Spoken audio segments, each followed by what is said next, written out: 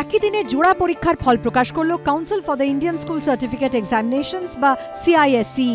সোমবার প্রকাশিত হলো ICSE ও ISCর ফল। চলতি বছরের পরীক্ষার ফলাফলে নজর কেড়েছে বাংলা। এবার দুটি পরীক্ষাতেই টেক্কা দিয়েছে রাজ্যের ছাত্রীরা। 2024-এর ICSE পরীক্ষায় রাজ্যের পাশের হার 99.22%। এর মধ্যে মেয়েদের পাশের হার 99.41%, ছেলেদের 99.07%। অন্যদিকে ISC পরীক্ষায় রাজ্যের পাশের হার 97.80%। এখানে ছাত্রীদের পাশের হার 98.86%, ছাত্রদের 96.88%।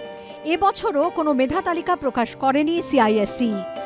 ISCতে রাজ্যে সম্ভাব্য শীর্ষস্থানে ঠাকুরপুকুরের রীতিশা বাগচি।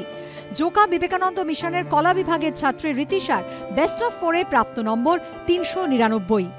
ইতিহাস, সোশিয়োলজি ও সাইকোলজিতে 100% নম্বর পেয়েছে রীতিশা। ইংরেজিতে 199।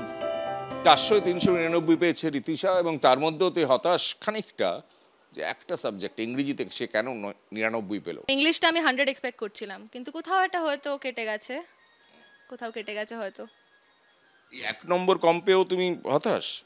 হতাশও ঠিক না, আমি খুশি আছি, কিন্তু ইংলিশটা হচ্ছে মানে আমার ছোটবেলা থেকে খুব পছন্দের সাবজেক্ট। তো ওইটাতে আমি ভেবেই রেখেছিলাম ISCতে 100 পাবো, কিন্তু পাইনি। বাকিগুলোতে পেয়েছি, খুশি আছি অনেক। ICSE-তে রাজ্যের সম্ভাব্য প্রথম লামাটিনিয়ার ফর বয়েজের হর্ষিত আগরওয়াল। ট্যাংরার বাসিন্দা হর্ষিতের প্রাপ্ত নম্বর 99.6।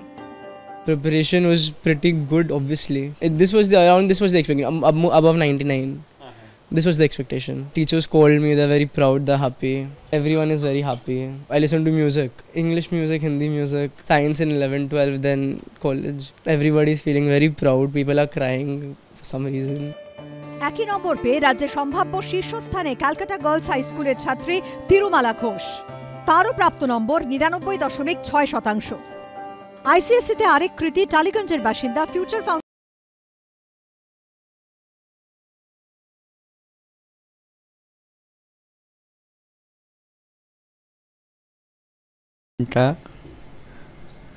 তার আগেও হতো স্কুলের জন্য পড়া, ফুটবল খেলি, পিয়ানো বাজাই, ম্যাথস নিয়ে পড়ার ইচ্ছে।